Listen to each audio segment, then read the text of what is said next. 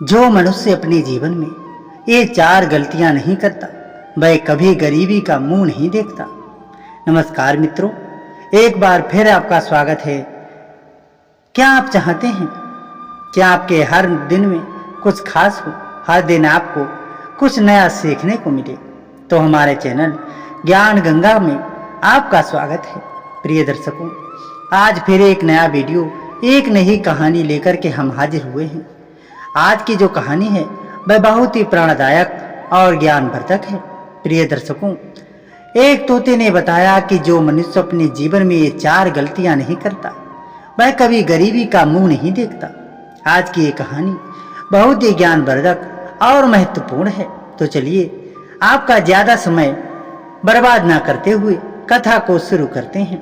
लेकिन आगे बढ़ने से पहले आपको बता दें कि गरुड़ पुराण में कहा गया है कि कथा हो या सीख, अगर उसे बीच में छोड़ दिया जाता है तो ये पाप का श्रेणी में आता है। इसलिए आपसे निवेदन है कि इस कहानी को अंत तक पूरा सुने। और यदि आप सनातनी हैं और भगवान श्री राम को मानते हैं तो कमेंट बॉक्स में जय श्री राम अवश्य लिखें। तो चलिए कथा शुरू करते हैं। प्रिय दर्शकों, एक समय की बात है, किसी नगर में भोला नाम का एक व्यक्ति रहता था। वह भोला बहुत ही गरीब, बहुत ही दीनहीन था। उसके घर में 2 वक्त की रोटी भी नहीं थी। भोला की पत्नी और उसके बच्चे जैसे अपना जीवन निर्वाह कर रहे थे। प्रिय दर्शकों, भोला बहुत आलसी था। वह कभी कोई कार्य नहीं करता था, मन लगाकर कोई काम नहीं करता था और पूरा दिन अपने घर पर पड़ा रहता था, आराम करता रहता था। भोला के आलस के कारण वह दिन ब दिन कंगाल होता जा रहा था। प्रिय दर्शकों, भोला की पत्नी अपने पति से कहती थी, पिया जी, आप कोई काम नहीं करते, धन अर्जित नहीं करते।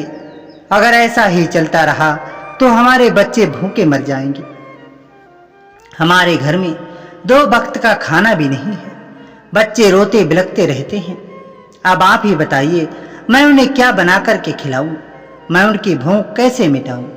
लेकिन भोला अपनी पत्नी की बात सुनकर कुछ दिन तो काम करता था, दूसरों के खेतों में जाकर के मेहनत मजदूरी करता था। पर 2 दिन काम करने के बाद तीसरे दिन फिर वह घर में आकर के आराम करने लगता था। प्रिय दर्शकों, भोला लगातार मन लगा करके कोई काम नहीं करता था। नगर के आवारा मित्रों के साथ तो वह नगर में घूमता रहता या फिर घर में आकर के आराम करता। जो भी रूखा सूखा मिलता उसे खा करके अपनी भूख मिटा लेता था। इसी तरह वह अपना जीवन काट रहा था। लेकिन वह अपने जीवन से संतुष्ट नहीं था। उसे अपने मन में बहुत बुरा लगता था। वह सोचता रहता था कि आज मेरे आलस के कारण, मेरे स्वभाव के कारण मेरी पत्नी और बच्चे भूखे मर रहे हैं। उनके पास खाने के लिए भोजन नहीं है। मेरे कारण मेरे बच्चे गरीबी में जीवन काट रहे हैं। मित्रों, यही सब सोच करके भोला पूरा दिन उदास रहता था। उसका मन उसे खुश नहीं रहने देता था। वह अंदर से जानता था कि मैं बहुत गलत कर रहा हूँ, लेकिन वह अपने आलस की आदत को सुधार नहीं पा रहा था। जब भी वह कोई काम करने का प्रयास करता उसे आलस आ जाता और वह घर जाकर के चारपाई डालकर गहरी नींद में सो जाता था। उधर उसकी पत्नी नगर में कुछ लोगों के यहाँ काम करने जाती थी। लोगों के जूठे बर्तन साफ करती और उससे जो थोड़े बहुत पैसे मिलते उसे वह अपने बच्चों का पालन पोषण करती थी। ये देखकर भोला को भी बुरा लगने लगा। प्रिय दर्शकों, इसी तरह कई दिन बीत गए। एक दिन भोला निश्चय करता है कि मेरे जैसे मनुष्य को जीवन जीने का कोई अधिकार नहीं है, जो अपनी पत्नी और अपने बच्चों का पालन पोषण नहीं कर सकता। ऐसे मनुष्य को आत्महत्या कर लेनी चाहिए। यही सोचकर भोला जंगल की ओर निकल पड़ता है। वह अपनी पत्नी और बच्चों को कुछ नहीं बताता, बस इतना कहता है कि मैं बहुत जल्दी लौट करके आऊंगा। इतना कहकर वह जंगल की ओर निकल पड़ता है और सोचता है कि जंगल में जाकर के मैं आत्महत्या कर लूंगा, किसी नदी में डूब करके मर जाऊंगा। मित्रों, यही सोच करके भोला जंगल में चला जाता है। कुछ देर चलने के बाद वह एक बहुत घने जंगल में पहुंच जाता है। थक हार कर वह एक पेड़ के नीचे जाकर के बैठ जाता है और रोने लगता है। वह बहुत जोर जोर से रोने लगता है। तभी पेड़ के ऊपर बैठा एक तोता ये देख रहा होता है कि पेड़ के नीचे एक मनुष्य रो रहा है। वह तोता उड़ता हुआ नीचे आता है और भोला के पास बैठ जाता है। तोता कहता है, हे मनुष्य, तुम क्यों रो रहे हो? तुम्हारे जीवन में क्या दुख तकलीफ है? तुम मुझे बता सकते हो, मैं तुम्हारी कोई सहायता कर सकूं। प्रिय दर्शकों, भोला कहता है, हे तोता भाई, मेरा जीवन किसी नरक से कम नहीं है। घर पर मेरी पत्नी और बच्चे भूखे मर रहे हैं, गरीबी में जीवन काट रहे हैं, लेकिन मुझसे कोई काम नहीं बनता। मैं जो भी काम करने जाता हूँ, कुछ देर करने के बाद मुझे आलस आ जाता है और मैं घर जाकर के सो जाता हूँ। मेरे इस आलस के कारण आज मेरे परिवार की ऐसी हालत है। मुझे समझ में नहीं आता कि मैं बाकी मनुष्यों की तरह काम क्यों नहीं कर सकता, क्यों अपने परिवार का पालन पोषण नहीं कर सकता। यही चिंता से परेशान होकर आज मैं आत्महत्या करने जा रहा हूँ। इतनी बातें सुनकर तोता कहता है, अरे भाई भोला, आत्महत्या करने से आज तक किसी का भला हुआ है? भगवान ने इतना अच्छा जीवन दिया है, इतना अच्छा शरीर दिया है, इसे नष्ट करने की गलती मत करो। आज मैं तुम्हें एक बहुत ही अच्छी और ज्ञानवर्धक कहानी सुनाता हूँ। अगर तुमने इस कहानी को ध्यान से सुन लिया और उसमें बताई गई बातों को अपने जीवन में उतार लिया तो तुम कभी गरीब नहीं रहोगे। प्रिय मित्रों, तोता अपनी कहानी शुरू करता है। वह कहता है, हे भोला, कुछ समय पहले की बात है। चंदनपुरी नाम के एक नगर में दो भाई रहते थे। बड़ी भाई का नाम श्याम था और छोटे भाई का नाम किशोर। दोनों भाई बहुत गरीब थे। वे दोनों के घरों और खेतों में मेहनत मजदूरी करके अपना जीवन निर्वाह करते थे। उनके माता पिता की मृत्यु कुछ समय पहले हो चुकी थी। अब घर में केवल दोनों भाई ही बचे थे और जैसे तैसे अपना जीवन काट रहे थे। श्याम और किशोर एक दूसरे से बहुत प्रेम करते थे। पूरा दिन मेहनत मजदूरी करने के बाद उन्हें जो भी पैसे मिलते उन्हें वे घर में भोजन आदि की वस्तुएं लाते और भोजन बनाकर के अपना पेट भरते। इसी तरह श्याम और किशोर अपना जीवन निर्वाह कर रहे थे। कई सालों तक यह सिलसिला चलता रहा। फिर एक दिन श्याम अपने छोटे भाई किशोर से कहता है, भाई, हम कब तक इस तरह गरीबी में जीवन काटेंगे? कब तक हम इस पुरानी सी झोपड़ी में रहेंगे? कल को हमारा विवाह होगा, हमारी पत्नियां आएंगी तो हम उन्हें कहाँ रखेंगे? कैसे क्या खिलाएंगे? प्रिय दर्शकों, तब किशोर कहता है, भैया, आप बिल्कुल सही कह रहे हैं। हम इस तरह पूरा जीवन तो नहीं काट सकते। हमें कुछ ना कुछ तो करना ही पड़ेगा। मैं शहर में जाकर के कोई काम ढूंढ लूंगा। शहर में काम करने के अच्छे पैसे मिलते हैं और एक बार मेरा काम चल पड़ा तो मैं तुम्हें भी शहर बुला लूंगा। हम मिलकर आराम से शहर में रहेंगे। अब किशोर अपने बड़े भाई की बातें सुनता है तो कहता है, भैया, ये तो बहुत अच्छी बात है। आप कल ही शहर चले जाएं और जब आपका काम अच्छा चलने लगे तब आप कुछ धन जोड़ लें तो मुझे भी बता देना, मैं भी आपके पास शहर चला आऊंगा। प्रिय दर्शकों, अगले ही दिन श्याम अपना सामान बांध करके शहर की ओर चल देता है। शहर में जाकर श्याम बहुत मेहनत करता है, कई जगहों पर काम करता है। उधर किशोर गांव में लोगों के खेतों में मेहनत मजदूरी करके अपना जीवन गुजार रहा था। उधर शहर में श्याम धीरे धीरे धनवान बन जाता है। उसका व्यापार चल पड़ता है। कुछ ही सालों में श्याम बहुत धनवान हो जाता है। वह अपना मकान खरीद लेता है और शहर में एक सुंदर स्त्री से विवाह कर लेता है। प्रिय दर्शकों, उधर गांव में किशोर अपने भाई को बुलवाने का इंतजार करते करते थक चुका था। वह रोज सोचता था कि आज मेरा भाई मुझे बुलाने आएगा। मेरे भाई शहर में बहुत बड़े सेठ बन चुके होंगे, लेकिन उसके भाई का कोई बुलावा नहीं आता। कुछ सालों बाद किशोर भी गांव में एक स्त्री से विवाह कर लेता है और अपनी पत्नी के साथ उसी कुटिया में रहने लगता है जो उसके माता पिता की थी। किशोर दूसरों के खेतों में हल चलाता, मजदूरी करता और उससे जो भी पैसे मिलते उनसे वह अपनी पत्नी और उनका पेट भरता। कुछ समय तक ऐसा ही चलता रहा। फिर एक दिन किशोर की पत्नी गर्भवती हो जाती है। पत्नी के गर्भवती होने पर किशोर बहुत प्रसन्न होता है। वह सोचता है कि अब हमें संतान का सुख प्राप्त होने वाला है, लेकिन उसके मन में एक दुख भी था। वह सोचता था कि हमारा और हमारी पत्नी का खर्च बड़ी मुश्किल से निकल रहा है, 2 समय का भोजन बड़ी मुश्किल से मिल रहा है। अगर हमारी संतान आ गई, हमारा पुत्र आ गया, तो हम उसका लालन पालन कैसे करेंगे, उसे 2 समय का भोजन कैसे देंगे। लेकिन प्रिय दर्शकों, संतान के आने की खुशी में वह अपने दुख को भूल जाता है और अपनी मेहनत दोगुनी कर देता है। अब वह दिन में भी दूसरों के यहाँ मजदूरी करता और रात होते ही दूसरी जगह जाकर के मेहनत करने लगता।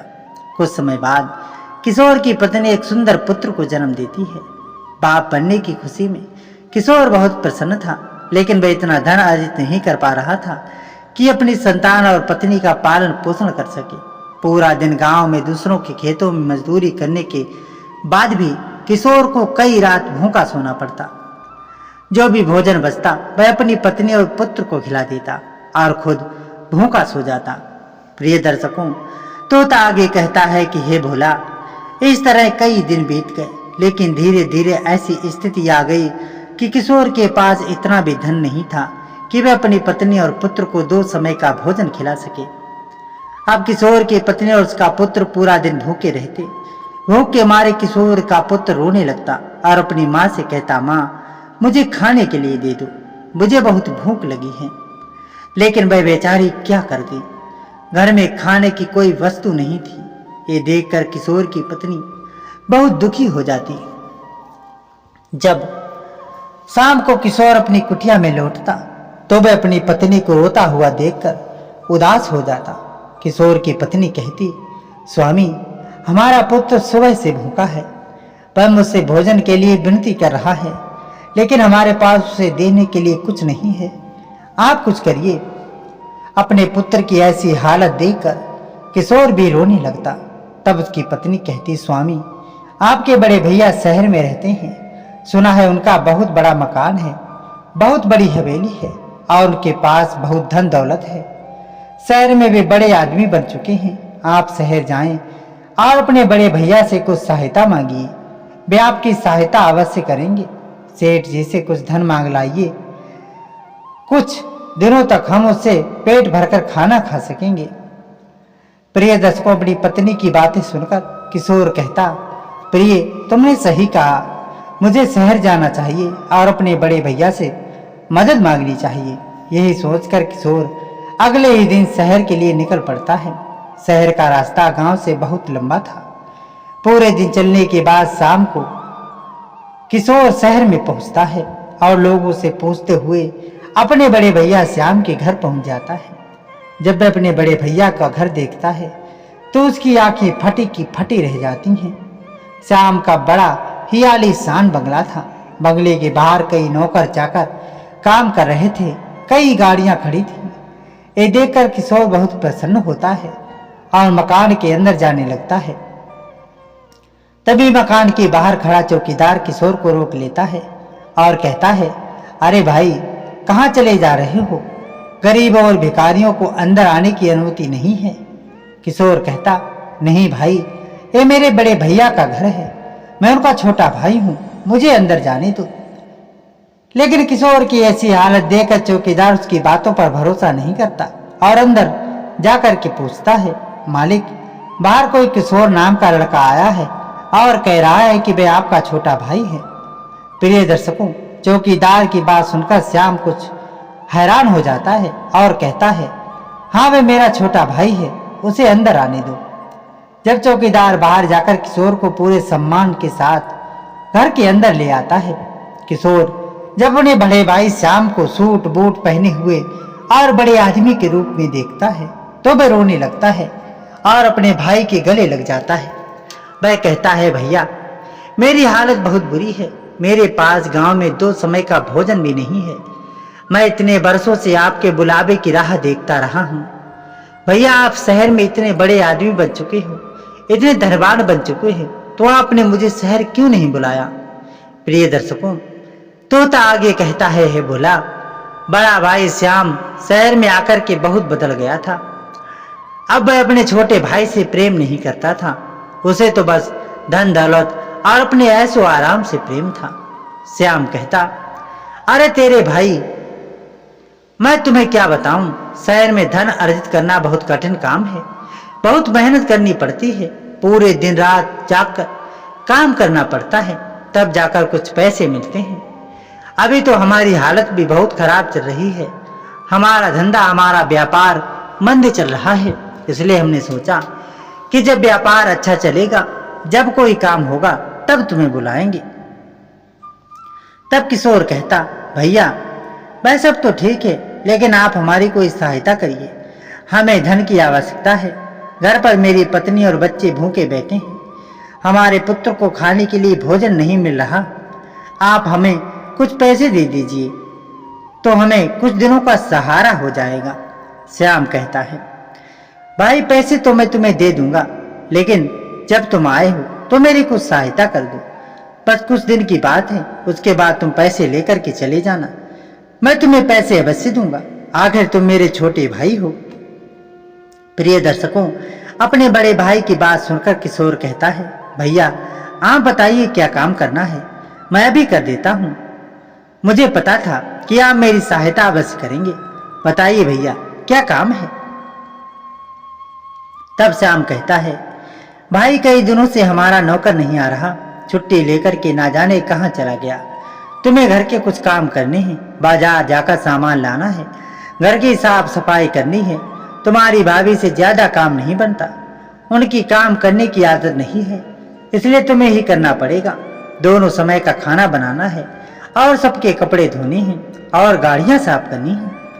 प्रिय दर्शकों, अपने बड़े भाई की बातें सुनकर किशोर कुछ सोच में पड़ जाता है, लेकिन फिर वह सोचता है कि भैया का नौकर नहीं रहा, इसलिए वे मुझसे कह रहे हैं, चलो काम कर देते हैं। अपने भाई के घर में काम करने में क्या शर्म।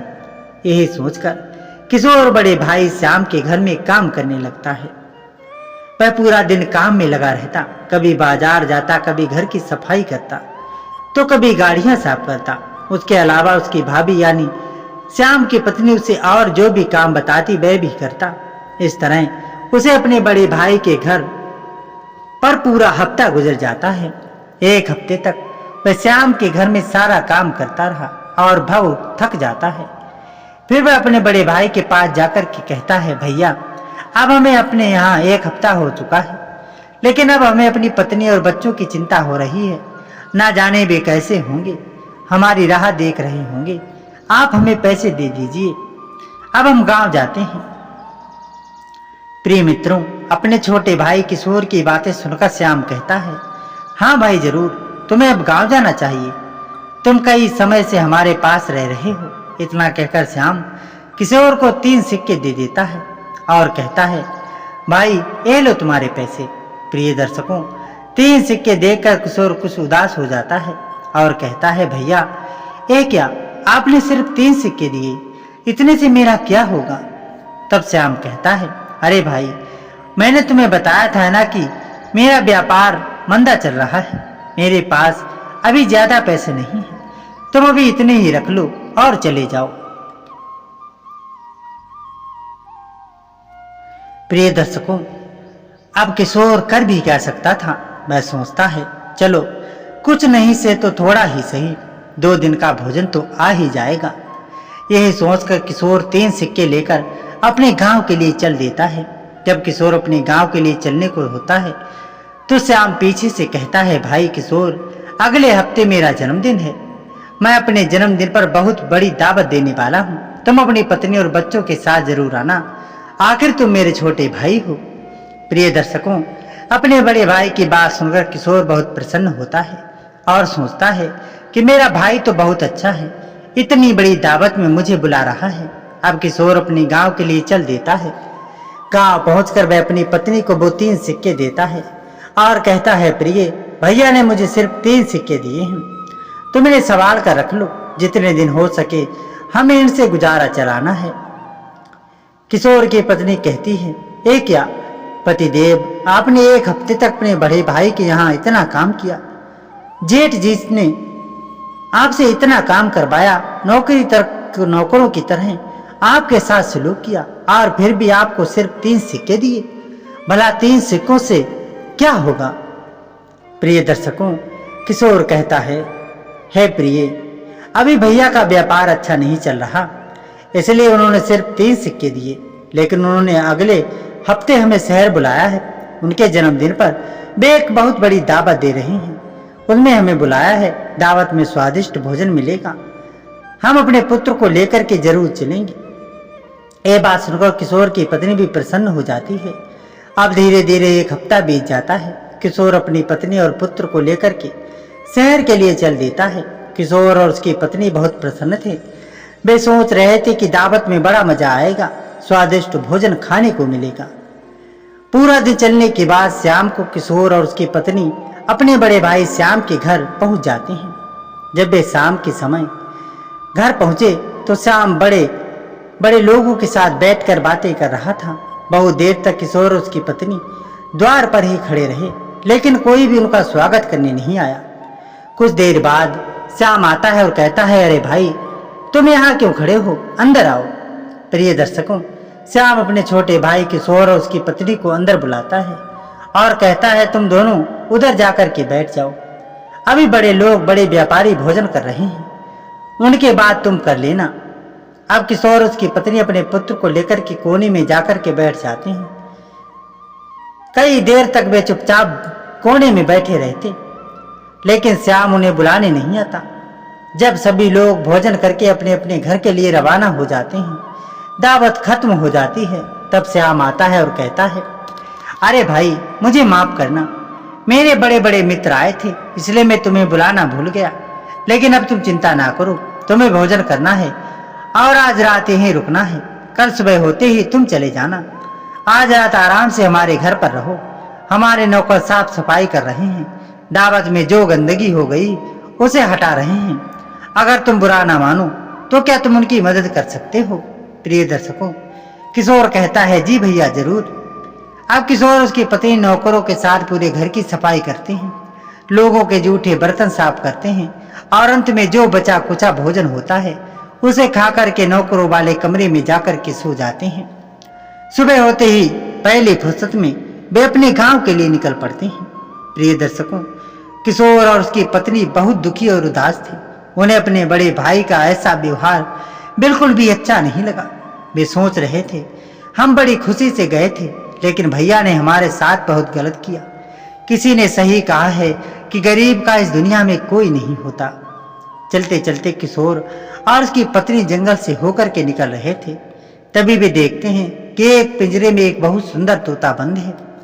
किशोर का पुत्र कहने लगता है, पिताजी, मुझे वे तोता चाहिए। वह तोता कितना सुंदर है, चलिए उसे घर ले चलते हैं। प्रिय दर्शकों, किशोर आप आसपास देखता है, लेकिन उसे कोई मनुष्य नहीं दिखता। तब वह सोचता है कि कोई इस तोते को यहाँ छोड़ गया है, चलो इसे ले चलते हैं। ये सोचकर किशोर उस तोते को अपने घर ले जाता है और अपनी कुटिया में रख लेता है। किशोर का पुत्र उस तोते के साथ बहुत प्रसन्न था। वह तोता किशोर के पुत्र से बहुत बातें करता, उसके साथ खेलता। ये देख करके किशोर भी बहुत प्रसन्न होता। लेकिन प्रिय दर्शकों, किशोर के वे 3 सिक्के अब खत्म हो चुके थे, जो उसे उसके बड़े भाई श्याम ने दिए थे। अब एक बार फिर किशोर के घर में खाने के लाले पड़ गए। किशोर और उसकी पत्नी बहुत दुखी और चिंतित थे। वे सोच रहे थे कि ऐसा कब तक चलेगा, आखिर कब तक हमें गरीबी में जीना पड़ेगा। जब रात का समय हो जाता है, किशोर की पत्नी और उसका पुत्र भूखे ही सो जाते हैं, क्योंकि उसके पास भोजन करने के लिए कुछ भी नहीं था। अपने पुत्र की ऐसी हालत देखकर किशोर अपनी कुटिया से बाहर आकर रोने लगता है। वह अपने पाप को कोसने लगता है। तभी वह तोता अपने पिंजरे से कहता है, अरे किशोर, तुम क्यों रो रहे हो? आखिर क्या बात है? किशोर कहता है, हे तोता, मुझे बहुत चिंता है। मैं बहुत गरीब हूँ। मेरा पुत्र भूखा सो रहा है। मेरे पास इतना भी धन नहीं है कि मैं अपने पुत्र और पत्नी का पेट भर सकूं। तब तोता कहता है, अरे किशोर, तुम्हें चिंता हो रही है तो तुम कुछ शराब पी लो, तुम्हारी चिंता दूर हो जाएगी। किशोर कहता है, अरे तोता, तुम कैसी बातें कर रही हो? भला शराब पीने से क्या होगा? मुझे अभी ये सोचना है कि मैं किस तरह धन अर्जित कर सकूं, ऐसा क्या कार्य कर सकूं ताकि मैं अपने बच्चे और पत्नी को अच्छी जिंदगी दे सकूं। तब तोता कहता है, तुम जो भी सोचना चाहते हो वह तुम तभी सोच सकते हो जब तुम्हें कोई चिंता ना रहे। इसलिए मैं तुमसे कह रहा हूँ कि शराब की दुकान पर जाकर शराब पी लो। प्रिय दर्शकों, किशोर कहता है, लेकिन तोता, मेरे पास शराब खरीदने के लिए पैसे नहीं हैं। तोता कहता है, अरे किशोर, तुम्हारे पास 2 बैल हैं, तुम उनमें से एक बैल को बेच दो, उससे जो पैसे मिलेंगे उनसे तुम शराब पी लेना, उसके बाद तुम्हें बहुत अच्छा लगेगा। प्रिय दर्शकों, अगले दिन किशोर ऐसा ही करता है। वह अपने एक बैल को नगर के सेठ के यहाँ बेच देता है और उसे जो पैसे मिलते हैं उनसे जाकर के शराब खरीद लेता है और उसे पी लेता है। शराब पीने के बाद वह नशे में अपनी सारी चिंताओं को भूल जाता है। वह ये भूल जाता है कि मेरे घर में भोजन नहीं है और मेरा पुत्र और पत्नी भूखे हैं।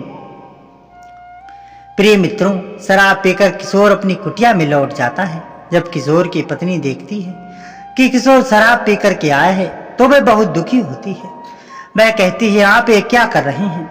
आपको जाकर के कोई मेहनत मजदूरी करनी चाहिए, लेकिन आप तो शराब पी कर के आ गए। और ये बताइए, शराब पीने के पैसे आपके पास कहाँ से आए? किशोर कहता है, प्रिय, मैंने अपना एक बैल सेठ को बेच दिया और उनसे जो पैसे मिले उनमें से मैंने शराब पी ली। प्रिय दर्शकों, अब इस तरह किशोर शराब पीने लगा। जब तक उसके पास पैसे थे वह शराब पीता रहा और नशे में उसे कुछ भी याद नहीं रहता। वह अपनी सारी चिंताओं को भूल जाता था। जब उसके पास शराब पीने के पैसे खत्म हो गए तो वह एक बार फिर अपने होश में आया। जब उसे याद आया कि मैं कितना गरीब हूँ, मेरे घर में खाने का कोई सामान नहीं है, तो वह एक बार फिर चिंता करने लगा।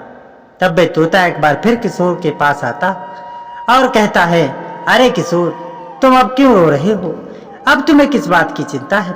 किशोर कहता है, तोता भाई, मैं तुम्हारी बातों में आकर शराब पीने लगा, लेकिन मैं ये भूल गया कि मेरी कैसी हालत है, मैं कितना गरीब हूँ। आज मुझे याद आ गया है, मेरी पत्नी और मेरा बच्चा भूखे हैं, मेरे पास उन्हें भोजन कराने के लिए कोई धन नहीं है।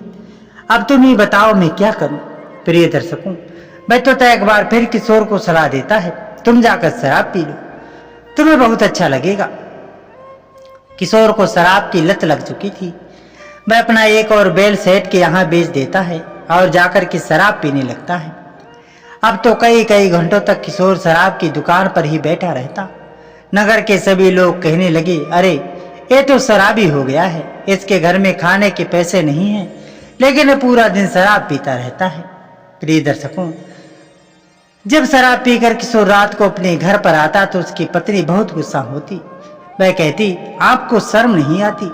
आपका पुत्र यहाँ भूखा बैठा है और आप मजे से शराब पी रहे हो, अपने बैल बेच रहे हो।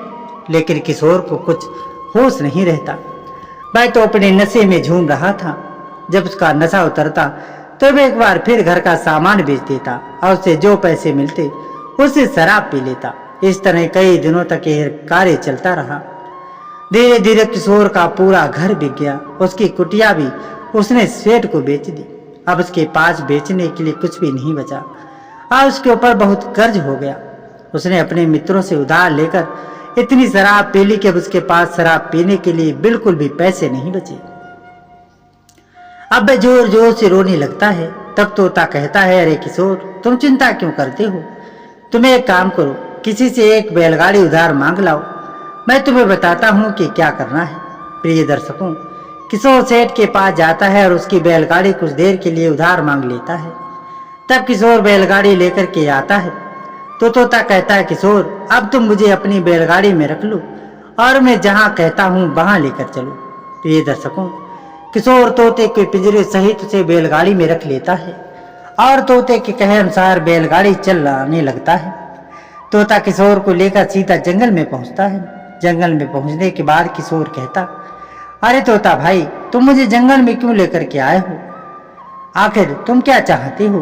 तब तोता कहता, अब लगता है तुम्हें बताना ही पड़ेगा।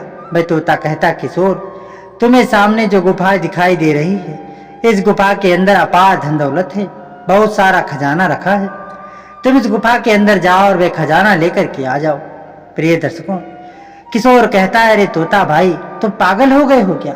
तुम जानते नहीं ये गुफा नगर के लुटेरे और डाकुओं की है।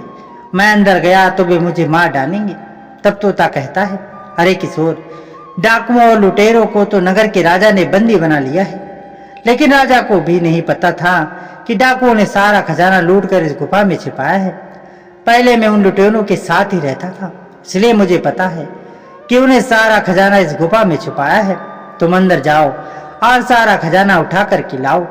उसके बाद तुम बहुत धनवान बन जाओगे और जितनी चाहो उतनी शराब पी सकते हो। वह धन कभी खत्म नहीं होगा।